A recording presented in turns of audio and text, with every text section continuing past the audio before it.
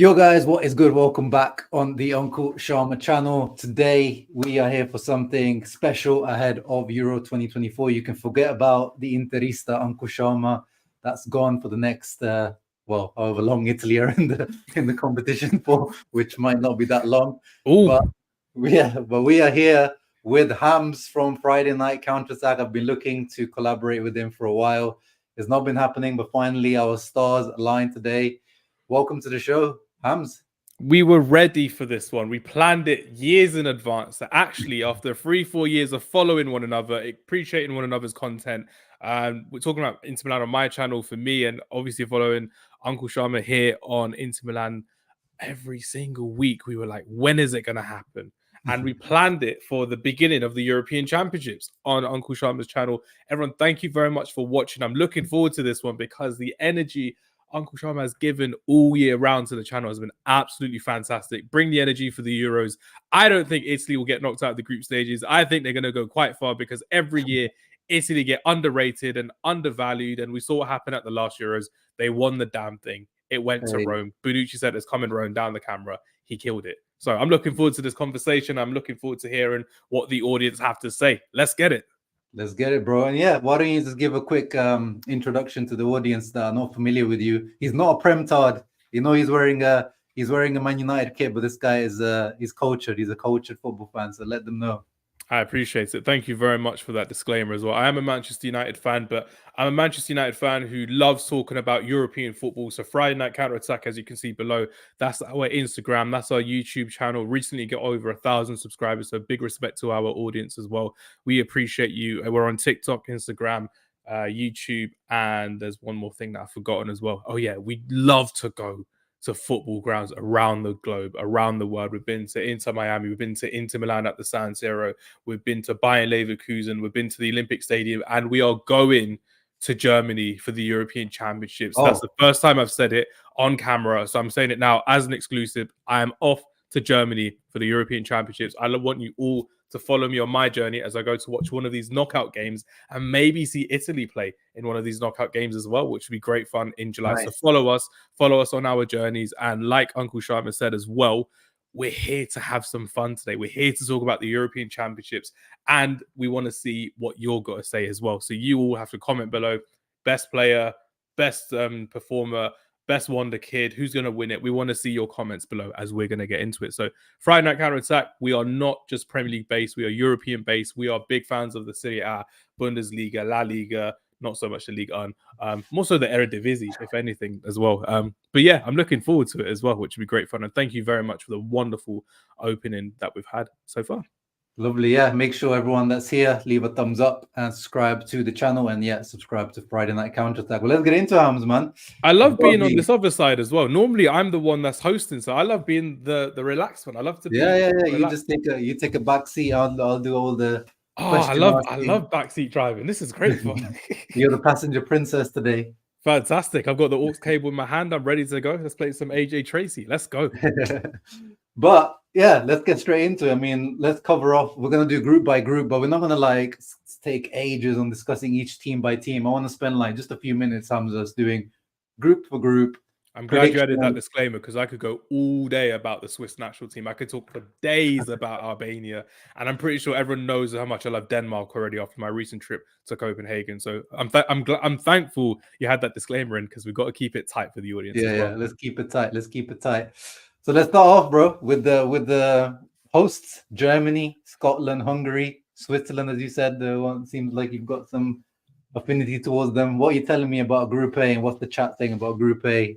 Easy win for Germany or surprise in the works? Is there a way I can see the chat because it doesn't come up on my StreamYard? Has it come up? No, it will. It just hasn't been any comments yet, which is actually quite surprising. Usually, that is surprising given the amount of content you give out every single week and the live streams you do. I need some more comments from our audience. Hopefully, we've got some Swiss fans here that support Inter Milan. Hopefully, some Italian fans as well. Hopefully, they can understand my English accent, which would be fantastic. But are we going to do this as a joint group? Or are we going to do one each? How are we going to do this? No, we'll do it together.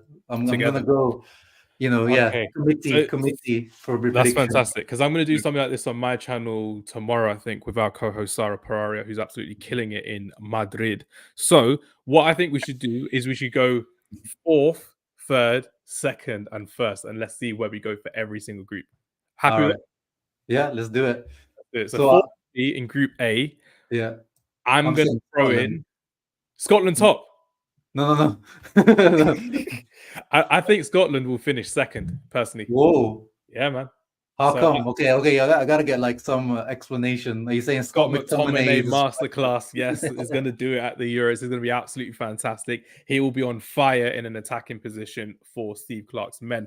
But actually, I think the team that will finish 4th in this group will be Switzerland. They've had Granit Xhaka, who's been incredible this season for Bayer Leverkusen. Akanji has been pretty good for Manchester City, apart from the FA Cup final, where he kind of bottled it in the second half as well. But I think with Switzerland, they're going to be relying on some players who maybe past their best. I know Shaqiri's a bench player right now. I know Mbolo's coming back from an injury. But it may be about how well Granit Xhaka plays. For me, I want to see more from Switzerland. I want to be enjoying Switzerland like we always do at the European Championships. But I think there will be stronger teams in this group. And for me, I'm having Switzerland at 4th. What about you? I do understand that reasoning because, usually is that Shaqiri, Xhaka, European Championship or World Cup, like these guys always turn up when it comes to Switzerland. But overhead kick at 2016 surely, for Shaqiri, baller. Yeah, it's like, well, where is he? Like Chicago Fire now or somewhere? He's still only 32 years old. He should be playing in England, so it's still very good, I think. Roger Deep Inter Milan player as well. Should be 2nd.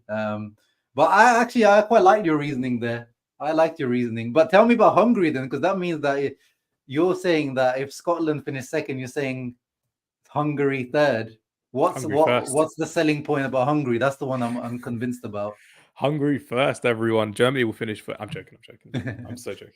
Hungary will finish 3rd for me because I think with the individual brilliance of Salai and Dominic Szoboszlai in their attack, I think they will have enough to get them to be one of the best 3rd place teams in the European Championships. We always see them play very good during the tournaments, but they're always in bigger groups because they're not a big nation on paper. They're a big nation in geography. But realistically speaking, as we're looking onto this squad as well, I'm looking at someone like Dominic Szoboszlai, who will be their shining light. I'm looking at someone like Roland Salai, who's been fantastic for Freiburg over the years as well.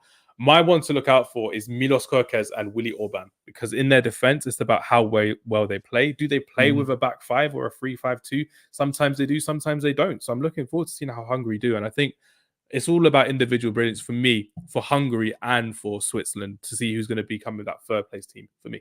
What do you think? Yeah, and they have an Italian coach, right? Paolo Rossi. He's going to be, he's going to be all about keeping it tight at the back and keeping it solid. Roger D just mentioned they've got good keepers, Summer and Cobble, regarding Switzerland as well. What I want to ask you, because I've been debating it on my channel all week and last week, and we still don't know an answer of what we would go for. Who's the better keeper for Switzerland? Jan Sommer, or is it going to be Gregor Kobel? Roger Deep, please comment below. I'd like to see your thoughts. Well, obviously, coming up as an Inter fan is man's going to be Sommer, but I just haven't watched enough of. I haven't watched enough of Kobel. But why would you change? It's always been Sommer, so I don't see why you would change until Sommer has a stinker, or he hasn't had his drop off. If anything, he had his best season just now. He was one of the best keepers in Serie A. So Jan Sommer reminds me of Jordan Pickford in the fact that once Jordan Pickford moves to a bigger club than Everton, in no disrespect, he'll get considered as a much better goalkeeper as well. And Jan Sommer had to move from Borussia Mönchengladbach to Bayern Munich on an emergency loan. Then he moved to Inter Milan on a free transfer. And you so rightly put it this season, you sold Onana for 60 million to Manchester United.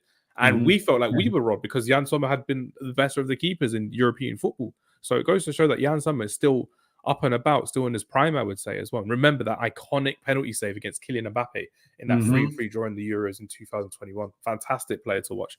And Germany, I need to go to Germany before going on to Scotland. Neuer and Ter Stegen. That's another topic to be talking about as well. 2 incredible keepers. Who would you go for? I'm a big Neuer fan. He's my GOAT or of this generation, and I still think he's top level. I know he's got maybe some mistakes in him, but just in terms of leadership, when you look at the Germany team is quite a young team, so it never hurts to have a guy like Neuer, experienced World Cup winner, there at the back. So I would go for Manu.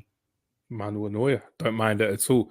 Because again, Ter Stegen's been incredible for Barcelona. I recently went to watch Barcelona play in La Liga at the end of the season, and they were absolutely incredible. And Ter Stegen playing out from the back has been a big highlight in the last 7-8 years that he's been at Barcelona. Correct me in the comments if I'm wrong, but he's been doing it for so long, and he may go down as one of the greatest keepers to not be an international winner like Manuel Neuer, because he's done it so well at club level, but hasn't really done it for Germany because there's one of the greatest goalkeepers of all time in front of him as well.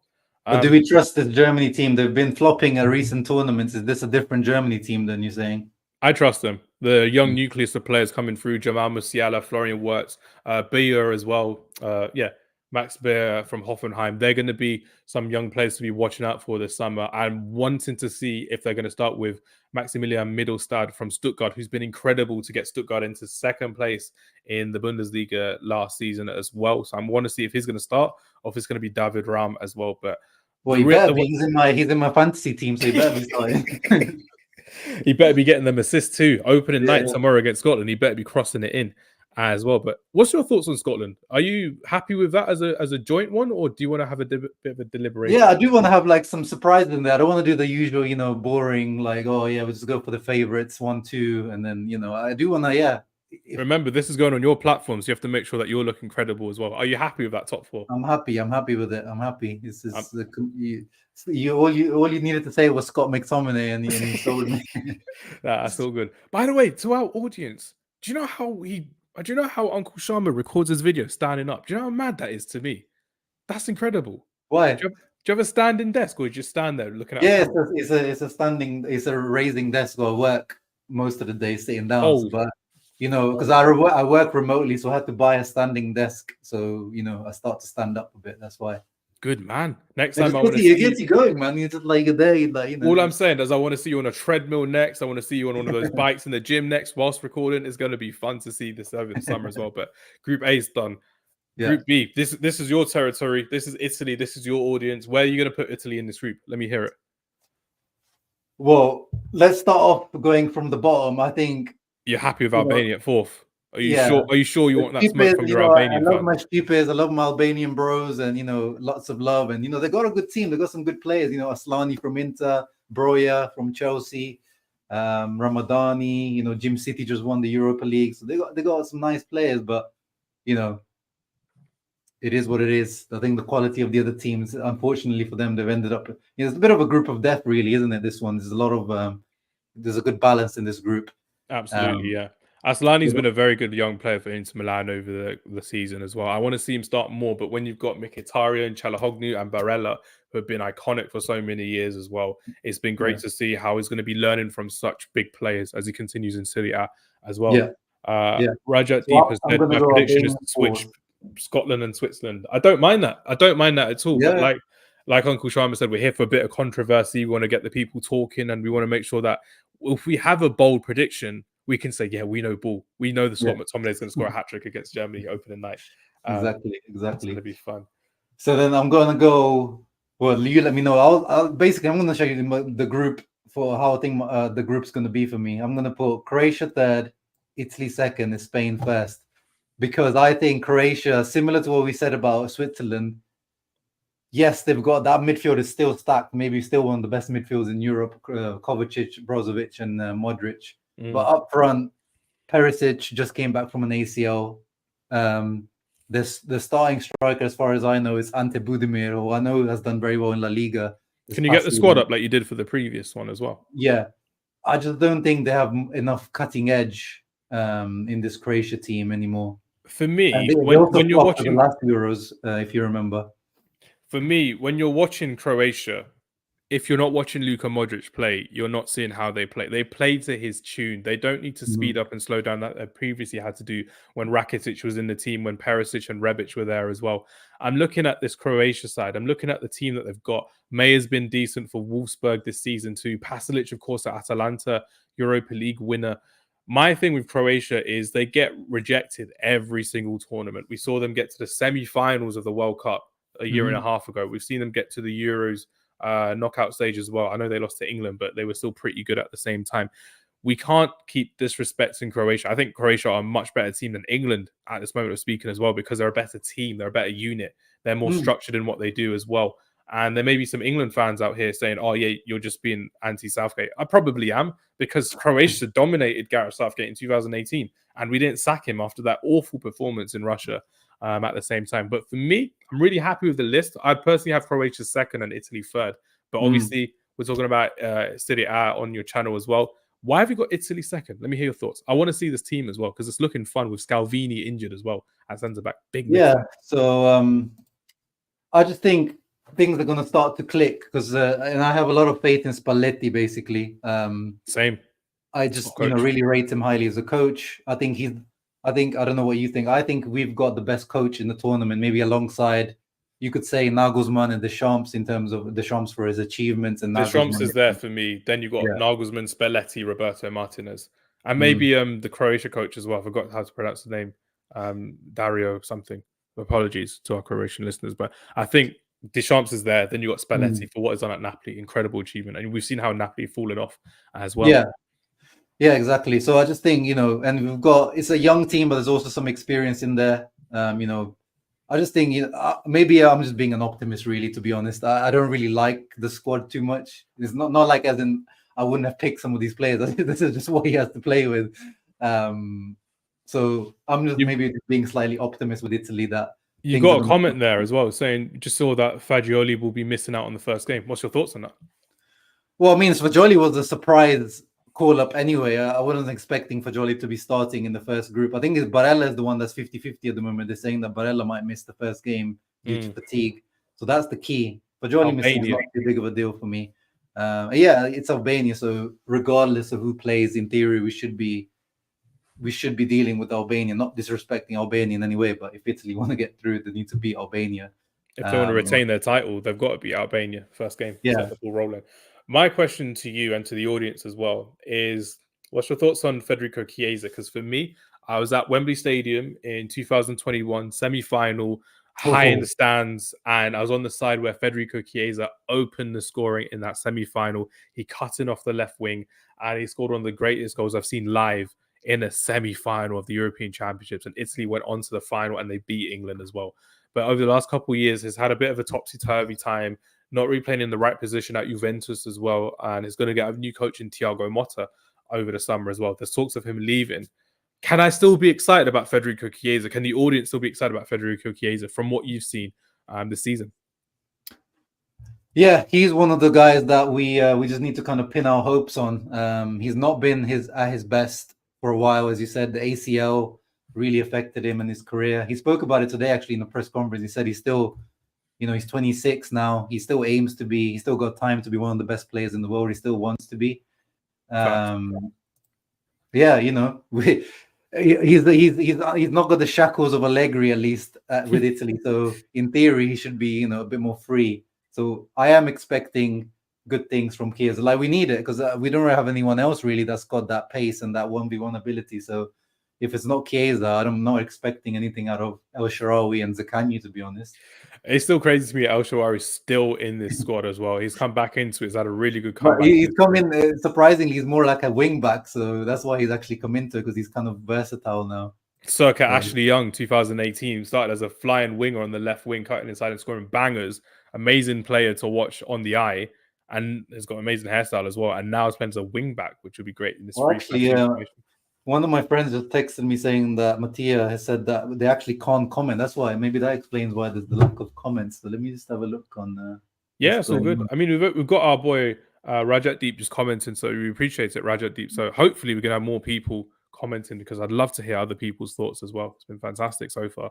I'd love to hear more from what we've got going on. Do you want to just keep speaking on the group? I'm just checking out what's going on. Let me just put that up. Absolutely. So we're looking at this group. We're looking at how, for me, we've got Spain, one of the best teams for me in the European Championships. And every time, everyone just compares them to the greatest Spanish team, one of the greatest teams of all time in 2008 to 2012. You're looking at someone like Lamine Yamal, still 16 years old.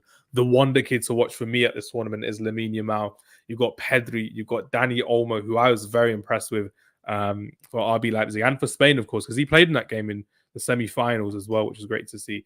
But it's going to be odd to see a Spanish team when you've got Alvaro Morata as your captain. How do you start Alvaro Morata and how do you work to Alvaro Morata's strengths? For me, I'm not sure if they're going to do that. I'd work personally to Lamine Yamal's strength. I'd love to see him burst on against some of these wing backs, these wingers that is going to face against Croatia. Josko Gvardiol versus Lamine Yamal. That's going to be a very, very tough battle for Josko Gvardiol. He couldn't handle Garnacho in the FA Cup final. He couldn't handle Lionel Messi in the World Cup. He doesn't really come good in these big moments because he clearly can't handle it. But Lamine Yamal, I think, has got it all to play for and has got a lot of aura about him coming into this side as well. Did we get the comments sorted, or have we got to do anything else? Well, I've just changed the options, and I've asked Mattia. Oh, he still can't. He says, "Yeah, there's something wrong with YouTube, Mattia, or everyone. That's if you're trying to comment, I apologize. I don't know what's going on with the back end of YouTube because originally I put the comments only to subscribers, but now I opened it up to everyone, and it still doesn't work. So apologies. It seems like Roger Deep somehow is the only one that's got the access." Roger Deep's the boy. He's here for it as well. So basically it's got, I'm trying to, my one. So my one works fine. On commenting, it works fine. So that's very odd. So talk to me about Spain from your point of view. What are we thinking? Yeah. Again, similar to Croatia, like I feel like there's a lack of like cutting edge. You know, they're still in 2024 starting with the Alvaro Morata up front. And then who do they really have after that? Jose Perez. Oh my god, I didn't even know he made the squad. He was very good for. He was very good for RB. No, he's very good for Real Betis. I was going to say RB. It's technically It says this service is unavailable when I'm commenting, so now it's not coming up. Well, Eduardo now. There's a new commenter, at least Eduardo Chanomembo says that he doesn't like Chiesa. He's overrated. No, that's fair enough. Well, I think the overrated thing has got to be over now, Eduardo. It's been 2 years that the guy hasn't been able to perform, so it's probably gone as more like underrated now. In fact, it's been so long since he's actually been good. Maybe it's just for someone like me who's a romantic and you want to see these success stories come back in as well. Like Jose Perez has been a success story for Real Betis this season as well, playing with Isco, playing with William Jose, and getting into European football as well under Manuel Pellegrini. So maybe Federico Chiesa could do that for Italy, but I think it's just because it's been pinned as a poster boy. Coming back from an ACL was never great. It's because it's just so down bad. We haven't got anyone else. My question to you and to the audience is, do you see any world-class talent in that Spanish squad from your point of view? Rodri, Pedri, who are you going for? Yeah, I mean, I would say Carvajal, definitely world-class. Been there, done that so many years. I think Grimaldo maybe is not world-class, but he's had a world-class season. One of the best fullbacks in the world this season, wingbacks, I should say. Rodri, for sure. Do you consider Pedri world-class? I would, yes. I'll consider him a world-class talent. I think he's been hampered by so much football that he's already had to play at his age and injuries and stuff. That's where he burst onto the scene at the Euros in the summer of 2021. And then the Spanish government were like, nah, you know what? We need someone at the Olympics to be our poster boy. And then the Spanish FA were like, yeah, let's get Pedri. And we're just like, that guy looked 27 when he was 17. And I felt so sorry for him. Poor guy, man. And Lamine Yamal, as you said, shall we have, this is my shout for, the young player of the tournament, whatever that title is.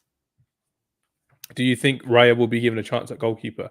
God, I hope not. I hope he's not goalkeeper. Unai Simon's been reliable this season for Athletic Bilbao. They won their first trophy as well. But David Raya, the most clean sheets in the Premier League with 16. What do you think? I think it's pretty even there. I think it's pretty 50-50 between those two. But I think Simon is the one that starts most of the time, isn't it? Yes, definitely is as well. I think we spent enough time on this group. Are you happy with this? I'm good with that. that. Right, let's move on to the England one. And first of all, are you supporting England? Are you an England supporter? Let the people know. Unfortunately, I am an England supporter, but I'm not one who gets overly gassed over England. Like I'll watch England. Coming out for you. It's one of those where after the European Championship penalties, I sent a picture of me with an Italian flag at Wembley saying it's coming Rome, and I got roasted by like 7 different people because they were so upset straight away. But in my mind, that didn't clock. It didn't click for me. I didn't go, oh, these are going to be unhappy because we lost on penalties. I was just there like, it's not happening. It's all good. Yeah. So I'm there thinking if Rasmus Højlund scores against England, I will be celebrating. But I'm also there thinking I'm going to Germany and hopefully I get to see England in quarterfinals and see Kobe Mainoo ball out, Bukayo Saka ball out, Bellingham ball out. But I'm not one of those I'm going to be like, oh no, we lost. It was just like the same old England, because England are the most overrated international team I've ever seen for me. Yeah. Well, I agree with that. And actually, I was on the No Ratings podcast to preview the Italy and kind of Euro 2024, and then this was a couple of weeks ago. I said, I think shout this might out be to Nubaid Rambo. Harun. Yeah, Nubaid. It's got a new podcast with Wes Brown out for the Daily Mirror, so big respect to Nubaid as well. Nice. But yeah, on that one, but that was a couple of weeks ago when I did that, and I said it might be England's time. But since then, I had a look at the defense specifically, and after the injuries, it looks like Stones will be out for the first few games, maybe. Maguire's out now, as much as that he's a meme, but he's actually very good for England. Absolutely fantastic. So actually, I just don't think that defense is looking that good. I mean, it should be enough for you to get out of the group for sure, but I just don't think that defense is looking any good. Oh, we got Dougie here from the Dugout Football Channel. Look what we put Scotland, bro. Your boys.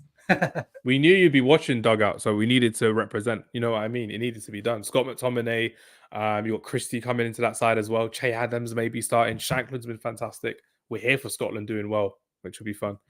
Yeah. Fourth, Slovenia. Third, Serbia. Second, England. And first, Denmark. Ooh. Whoa. Yeah, man. England. I mean, Serbia is like one of those teams that everyone is always the dark horse in every tournament, isn't it? It's like, oh yeah, they've got. But Serbia are finally playing Vlahovic over Mitrovic now, which is the big thing, because ever since Mitrovic went to Saudi Arabia, Vlahovic has had more game time to the national team, and he's not been as much as I want to see him at Juventus. He should be playing much better football. I'd love him at Manchester United, but this is where Tadic, you've got Milinkovic-Savic also in Saudi Arabia as well. Tadic at Fenerbahce. You've had some good players in this team for a good couple of years. There's a guy at Sevilla who I was watching, Gludej, a centre-back. He's pretty good on the ball as well. Former midfielder, now at centre-back. So they've got a lot to go into. And Wayne Rooney recently said on the overlap as well, like, people think Serbia are just going to sit back. They don't. They attack. They love to go on their attack because, like England's best form of defence is attack. But Gareth Southgate doesn't utilize that at all. That's why I think England will finish second in this group as well. No disrespect to Slovenia, by the way. Sesko, fantastic player. Jan Oblak, one of the greatest keepers we've got in the modern age as well. But I think there'll be too much strength for Serbia to finish third, England to finish second, and Denmark, who gets slept on every single tournament. Denmark are a more successful European team than England because Denmark won the Euros back in 1992. Who do they have Denmark now, though? Like, what's Rasmus Højlund, my boy. You've got Hjulmand as well, who's been fantastic for Sporting Lisbon. You've got Joachim Andersen, an underrated centre-back for Crystal Palace as well. And someone for me who I think a lot of people want to watch out for in the summer as well, maybe he'll be moving elsewhere, is Victor Christensen, who's fantastic for Bologna this season as well. In and out of the team, can play on either side of the wing, and he's got their team into Champions League football as well. So just like Joachim Mæhle, who plays for Wolfsburg, both fullbacks can play either side on the flanks as well, which would be great. I don't know about this one, bro. They're more of a unit for me, but if you want to put England above Denmark, by all means, I'm not going to say no to it. I'm not feeling it. I think England, especially in group stages, this is where the hype starts. This is when England will the 1-0 win against Slovenia. Oh, it's coming home! It's coming home. But with Slovenia, one story that I do want to see, I want to see a Josip Ilicic goals at any point. I just need to see that for the culture. Especially Serie A fans will be very happy to see Josip Ilicic at the Euros. He's come back. Especially coming back from that mental health illness, the injuries that he's had as well. I'm glad to see him back. It's going to be great to see. Rajat Deepa said, bro, you lot have got to be joking with the rankings. You can tell we are joking with the rankings. You can't just be like Uncle Sharma said, we're not here to just go 1, 2, 3, 4. We're going to have a bit of fun with it, of course. Yeah. I'm happy with that one in Group 3. If England comes top, it's going to be great, and an easier round of 16 pick in the knockout stages, which would be great. Yes, sir. And now we come to what I think is most widely recognized as the group of death, because this team doesn't seem to be one. Group B for me, I think, would be group of death for me. Group, which one? Sorry? Group B with Spain, Albania, Italy, and Croatia. That's my group of death. But I feel like because Albania, maybe you could say is like slightly weaker, whereas I think these four, there's like there's I'm no I'm real weak yeah, one. I'm good for either of them, but I think with this one, Poland will finish fourth, Okay. Netherlands will finish third, and Austria will Ooh. finish second with France finishing top. That's Yeah, how so I like talk to me about Austria. A lot of people have them as the dark horse of this tournament. Are you also on that same it. vibe? Ragnick. Big. I'm a vibe because I went to watch Austria live in Stockholm back in September. So Ralf Ragnick was playing with Sabitzer as a right winger, Arnautovic as a striker. He brought in a young winger from Wolfsburg called Patrick Wimmer, and it was Yeah. very exciting to see. David Alaba was fit at the time, so he played alongside Kevin Danso defensively as well, which was great. And Danso had a good Champions League campaign.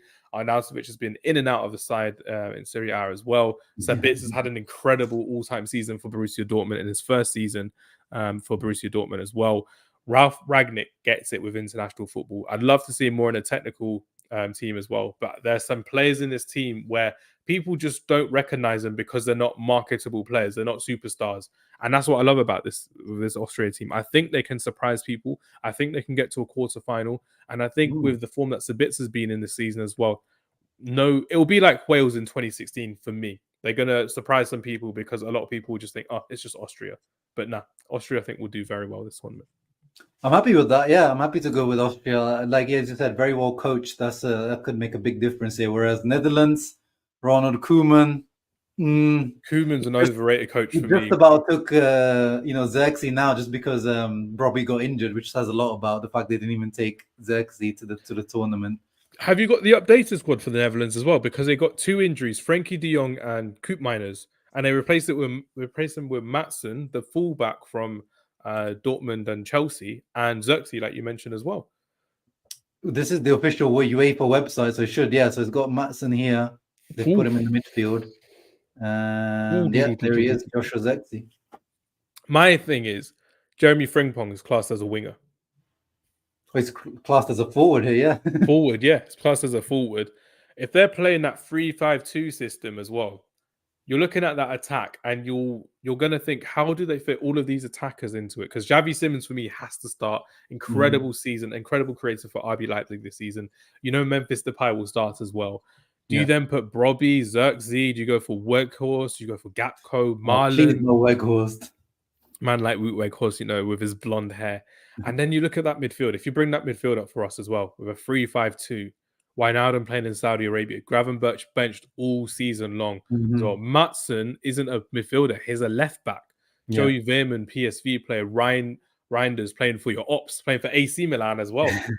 In and out of the team, it's not looking comfortable for their midfielder. That's a big weak point. Their strength is their defense. That's why they play 5 defenders all the time. Van Dijk. Yeah, this is a very Dumfries. stacked defense for sure. How's Dumfries been this season for you? From what you've seen in He had a really good start to the season, and then he's had some injury issues, and second half of the season he wasn't that good. But for Netherlands, he's another one of those guys that once it's like international football. I mean, we signed him off the last was it the last Euros? I think we signed him. Yeah. So he does turn up for the Netherlands. So a lot of people are probably expecting Frimpong to start as right wing back, but I reckon you'll see Dumfries start most of the time unless they need to get a goal back. Yeah, Raja Deep just said which defenders will start for the Dutch. For me, if it's a back 5, I'd go for Dumfries right wing back. I'd go for Van Dijk, De Ligt, Ake, and then I'd go for Mickey van der Ven at left wing back because Ake, I prefer him inside. But Van der Ven, if you wanted to have him at centre back, it's not a problem at all. Daley Blind, I'm a big fan of, don't get me wrong, but I'd rather have him as like a bench player who can play midfield at the same time as well. What would your defense be? Yeah, probably the same, to be honest. If Van der Ven can play that role, then yeah, he's got the pace for it too. Yeah, for sure. Yeah, that sounds like the perfect defense because. But I remember in the past, though, De Vrij used to get preferred to De Ligt quite a lot in previous years. Because he's a bit more like consistent. With De Ligt, you never know; you can get those brain fart moments. It's true. With De Vrij, he's been there since the 2014 World Cup, of course, under Louis van Gaal, and they got to the semi-finals in that tournament as well. So he's got that experience at the same time. We're going into the experienced team, France, man. Yeah, I mean, I don't want to speak too much on it because I think we're not doing what I was hoping to do to go quickly through the groups. But let's get France. Let's get France. Everyone knows about France. Everyone knows about Mbappe. Group E, where are we going? Now, this is probably the most like. I mean, on paper, unbalanced group because it seems like there should be just one favorite and then the other three battle it out. But do we trust Belgium? We can't trust this Belgium team with De Bruyne, with Lukaku, Openda, Trossard, Luca Bacchio from Sevilla, Onana, who's been fantastic for Everton. What Belgium team can't we trust? They've got to go top. For me, second, I'd go for Ukraine. Yeah, I was going to say the same. Number 3, I'd go for Romania because they were very good in qualifying, top of their group. Oh, really? I didn't know that. And 4th, Slovakia, I'm afraid.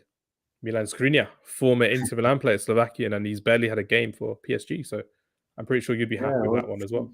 Slovakia even now, let's have a look. Yeah, Giomba was relegated with Salernitana. Lobotka, Napoli. Yeah, of course, he's a very good player. But then around, there's just nothing around. Like who's going to get the goals? This guy was very good for Hellas Verona this year. Tomas Suslov, one to watch out for. I'll keep a note of that. Nice left foot. Oh my God, they still got Juraj Kučka in there. My goodness. Duda as well. Duda's been in that team for so many years. So he's there when Hamzah was playing, which is crazy to think about. Yeah, but I agree. This seems like. And then let me have a quick look at the Romania team because I have actually no idea. Romania. So Romania, they have a player in this team who I'm very, very excited about. Yanis Hagi, the son of Georgi Hagi. Ah, of course, yeah. Just like with Chiesa playing for Italy's national team after his dad played for the national team as well. That's a nice story for me that I'm looking forward to seeing if he can do that as well, representing Romania. Dennis Mann's also very good for Parma. He helped them get promoted back to Serie A. Nice. I'm going to take a note of that as well. A lot of these players play in Italy, which is great to see for Romania. So it's good to see. Yeah. Look at that. Yeah, they got 2 Parma boys. Empoli. Palermo. Yeah. So this guy used to actually play for Inter. He came up through the Inter youth ranks. Dennis Alibak, just a little throwback for some Inter fans. Definitely. No, that's good to see. I appreciate that. I'm happy with that one, Group E. Quite easy. Yeah. Who is? Ukraine got someone in form at the front, didn't they? Dovbyk. Artem Dovbyk. I interviewed a journalist from Ukraine, Kristina Pashtukova, fantastic reporter. She is in Ukraine and based out of Italy. She was telling me about how the country are so excited to see Dovbyk and Mudryk in their starting lineup because they want to bring more hope to their nation, just like Alexander Usyk did with the boxing. Their national team in football want to bring more hope to their civilians as well that have had to flee their country and the ones that are still fighting in their country. So not to get too deep, but that's going to be a fun topic to see how Ukraine. Yeah, that would be a great story, wouldn't it? If they get to the later stages. Okay, let's finish off with the last group, Group F. Then, what are you telling me? I'm feeling one story here, bro. I'm seeing Kvicha Kvaratskhelia dragging Georgia to the knockouts. I'm not saying first, but I'm seeing it. I'm seeing the headlines. I'm here for it. I'm here for it every single day of the week. I want to see Georgia. Yeah, I want to see Georgia qualify, but I think they're going to finish third. But if you want to put them second, I'm all for it. No, keep it second. Keep it second. We're here for the story. We're here for the storyline. Czech Republic, unfortunately, I think you have to call them Czechia now. Czechia, 4th. Turkey, 3rd. Portugal, 1st. Kenan Yildiz, Arda Güler, Hakan Çalhanoğlu, Turkey have got some ballers in their team. It's going to be very fun to see them play. It's just about if the 2 young guns actually start. But for me, I need to hear about Hakan Çalhanoğlu, one of the best midfielders in European football this season. It's an Inter Milan channel, of course. Talk to me, talk to the audience, gas him up for us one more time this season. Yeah, I mean, he's the captain as well of the national team. I saw an interview of his a few weeks ago. He said, he's actually looking forward to it because he said I don't know if it's true because he said it, but he said Turkey are the youngest team in the tournament. So I'm guessing he must have got his. And he's one of the oldest players in the tournament too. Yeah, and he's only 30. So the fact that he's one of the oldest in the team does say. Actually, speaking about Turkey and some of those names you rolled off there. Your boy Hakan has got to do it. He's got to do it.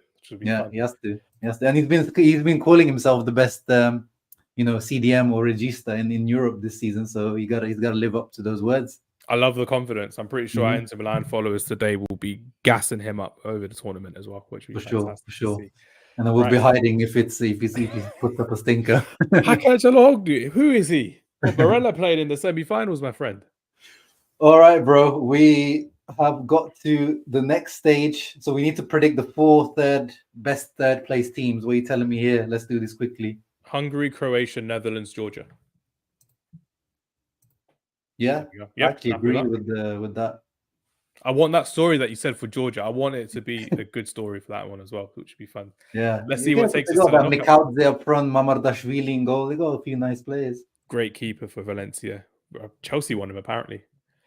Yeah, we Right. wanted him as well last year, apparently. But yeah, let's get into the nitty gritty. Let's see if people can comment exactly who they want going through. We've just got Rajajit commenting, so if there's any more commenting, we want to see who's going to be going for this one as well. For me, Spain beat Netherlands 9 times out of 10. Germany beat Denmark 10 times out of 10, home nation.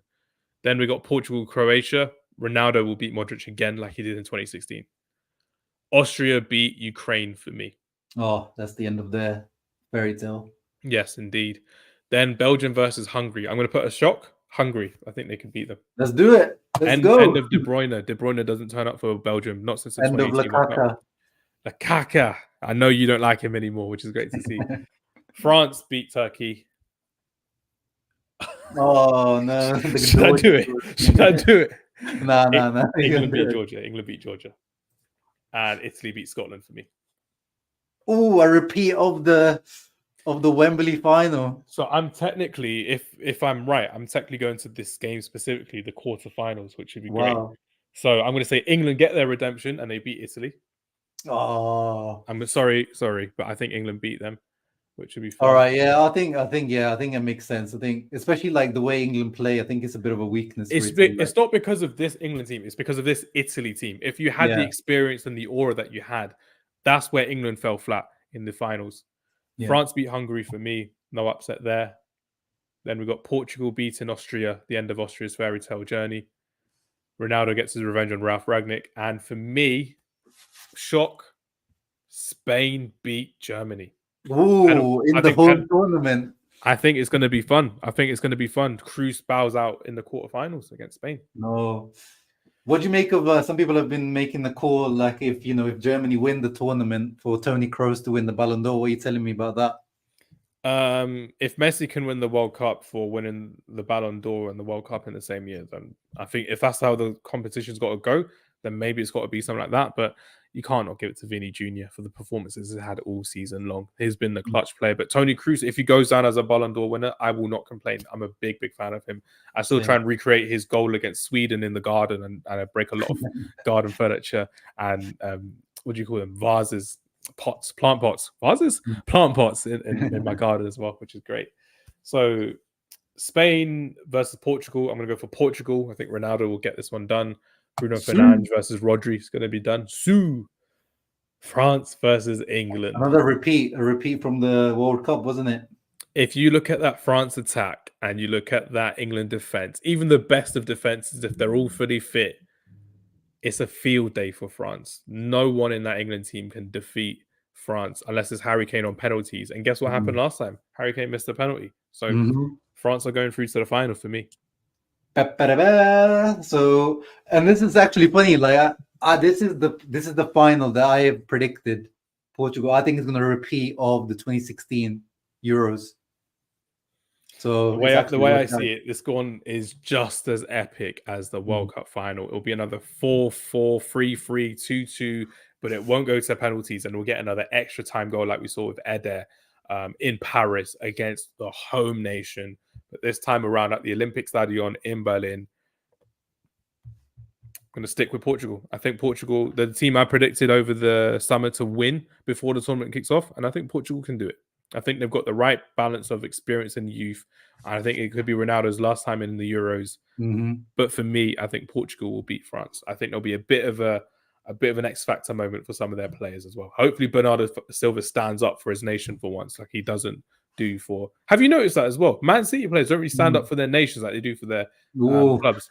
Uncomfortable conversations. Foden doesn't do it for England. Bernardo Silva doesn't do it for Portugal. Kevin De Bruyne doesn't do it. Aguero didn't used to do it for Riyad Mahrez didn't do it for a couple years until 2019 when Algeria won AFCON or something as well. So, yeah, big test of conversation as well. Why did I say test? Oh, Ahmed. No, because people can't comment, so it seems like people are trying. But I appreciate Ahmed, but no one's been able to comment outside of Rajat, who's been keeping us company. Rajat Deep's been the best co-host, the best third co-host. I love it. Shout out, my friend. But yeah, are you happy with that? Are you happy with the I conversation? am. I can see that because it would be like a slight upset, wouldn't it? Portugal winning over France. But the thing is, because we both live in England as well, and we Mhm. have both seen how the media gas up England. But it's not a team that's worth gassing up about. It's individuals that are worth gassing up about. Yeah. Kane, Bellingham, Foden, Kobe Mainu, of course, as well. But that defense is so worrying. That midfield is so worrying. It's Mm. very, very off-putting to see how England fans are very, very optimistic. But every single time for England, they get disappointed, and maybe they are in for an upset as well. But yeah, really happy with that one. That's an absolutely fantastic prediction as well. Great work in the comments as well. But Yeah. this has been great fun. Absolutely fantastic doing this one. Thank you, man. Really, really appreciate it. And yeah, let's see Germany. how Gurbaz has commented. I love it, Gurbaz. Oh yeah, so it seems like people are starting to be able to comment. So yeah, I wouldn't be surprised, if Germany do make it to the final. But I feel like like said, they're a young team. The whole occasion of it being at home could get to them. It could be like too much pressure. I think it will be too much pressure for them as well. But the thing that I get is so many people get pressure, but the one who handles the pressure most for me is Tony Cruz. We've seen it, all the memes, we've seen him. And when he's in that team, as opposed to when he was retired, that's when you see that pressure elevated from the national team. Even Nagelsmann is walking with a bit of a swagger now in this team as well. And Gorbaz just said Wirtz and Havertz. Wirtz and Havertz, that Bayern Leverkusen link up, past versus present, that could be lethal, especially in the group stages, playing against low block teams as well, looking to thrive in this tournament. And I'm ready for it. I'm excited for it. I hope everyone listening and watching is as excited for it as much as I am as well. Incredible times ahead. But yeah, like give me some of the other like alternate predictions in terms of who's going to be top scorer, young player. Give me some of those predictions. Top scorer for me has got to be Harry Kane. I think Harry Kane is going to be the top scorer because he does it every single tournament, apart from the Euros. But for me, it's going to be very difficult to look past Kylian Mbappe. Maybe even Olivier Giroud as well. Everyone forgets about Giroud, but Giroud would be very, very good to see. An unpopular one, Romelu Lukaku, but I didn't want to say it on the show, so I'm not going to say it anymore. So that's no, it's fine. This is not the Inter channel, as I said at the beginning. This is the unbiased Azzurri channel. So that's fine with me. But I think with that, he's they a have stat as well. padder. It's true. He could stat pad like 6 goals in the group stage, and then top scorer in these tournaments usually is like 5-6 goals. If De Bruyne's on show for it as well, just whip it in. De Bruyne, Lukaku, header it in. Good as gold, which is great to see. Penalty. Best wonder kid for me. This is where I kind of come into my element because pause. Because for me, I talk about wonder kids every single week on our daily podcast, our weekly podcast. We talk about the best young players coming through. I want to say Kvicha Kvaratskhelia, but I'm really excited to see Kenan Yildiz and Arda Güler for Turkey show up as well, because we always expect Turkey to show some character, and they always bring a vibe to it as well. So I'm looking forward to see Kenan Yildiz, but I can't look past Florian Wirtz for Germany. I think it's going to be the star of the tournament, the poster boy of the tournament. Him and Musiala balling out as well. Big fans of them as well. Yeah. I don't know. My prediction is that Wirtz will flop, but Musiala will flourish in this tournament. That's my prediction. I hope you're wrong. But I'm looking forward to seeing what will happen tomorrow night as well. It's my one is Lamine Yamal, as I said earlier, my young player of the tournament. Same with me. You can't look past him. He's going to be the hope for Barcelona and Spain at just 16 years of age as well, which would be good as well. But what about one random say one flop of the tournament player that you're just seeing like Phil Foden. Phil Foden will flop for England. Ooh. He flopped in the Euros in 2020. He flopped at the World Cup as well. It's always Phil Foden because everyone just thinks he's the media darling, but is actually not very good in this England side. And to me, that's not his fault. It's the manager's fault because he can't show a bit of bravery, a bit of character, a bit of courage. And he always plays defensive football. And it doesn't work for England because England's best form of defense is attack. He should play them in the best positions. He should find a way to get Bellingham and Saka and Foden all working together. And it worked against Senegal in the round of 16 at the World Cup. And then it hasn't really worked since. And maybe it's because we have too many players that come toward the ball as opposed to players who can run off the ball, like Rashford. Sterling's not in the squad as well. But we're going to have to rely upon Bowen, Eze, Gordon. Nah, not for me. How about you? Who's your flop? Big shout, Bellingham flop of the tournament. I'm not against it. I don't want to be a hater, but I'm not against it because I can see if you play Bellingham next to Declan Rice and you try and fit Foden in as well, it could be a classic England situation. That's true. Just like Gobert said, if he plays deeper for England as well, and you try and fit all your superstars in, Palmer, Saka, Foden, everyone, they don't work together. You have to get the best team, like Argentina did at the World Cup, like Italy did at the last year. It's not the best players on the pitch at the same time. It doesn't work that way. That is a good shout. That's a good shout. But I do see the Phil Foden one because of just, as you said, he's just so reliant on that Man City system as teams that sometimes. Absolutely. How about you? Who's your flop of the tournament? I was gonna say, I don't know why I'm just like feeling Florian Wirtz being flop of the tournament. Not like flop of the tournament, but it's just like, there's a lot of hype on him right now. Absolutely, yeah. But right, one for me. Who's your dark horse in the tournament? Mine is Austria. Mine is Austria. Who's yours, dark horse? And you can't say Italy or Netherlands because they're an established nation. I'll say Turkey. Nice. The young Turkish boys. The young Turks are coming through. I'm loving to see it as well. There's lots of good places to have that are Turkish food places as well, which would be great to see. Yeah. Sorry, Harry. There was something wrong going on with the YouTube comments today, so I apologize to everyone that tried to comment. But it seems like they're starting to filter in now. I don't know. It seems like they're starting to filter in now. But thank you to everyone that joined in. If you haven't seen it, we predicted the Portuguese boys to take it home. Obrigado. And thank you. Obrigado to you, Hams. Give one last shout to your podcast. I appreciate it. Thank you very much. We've got a football media platform called Friday Night Counter Attack. We do live streams. We do match day vlogs. We do daily and weekly podcasts now, which is great to see. We are looking to go as much as possible into the European Championships. And the fact that Uncle Sham has invited me to his channel, this is why you wait for good things, because good things don't happen all the time. And when they do, I've appreciated this conversation. It's been absolutely fantastic.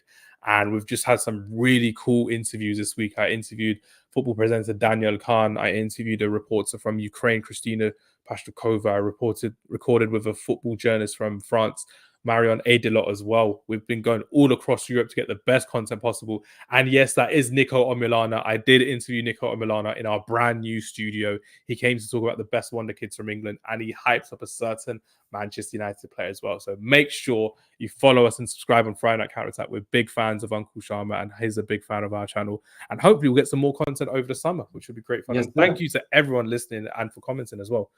Great. Thank you. Thank you, everyone. Thank you, Raja Deep, for being a true MVP of the stream. Good night. See you on the next one, guys. Forza Azzurri, and we'll see you on the next one. Ciao. Damian's my goat. That's all I'm saying. I love Matteo Damian.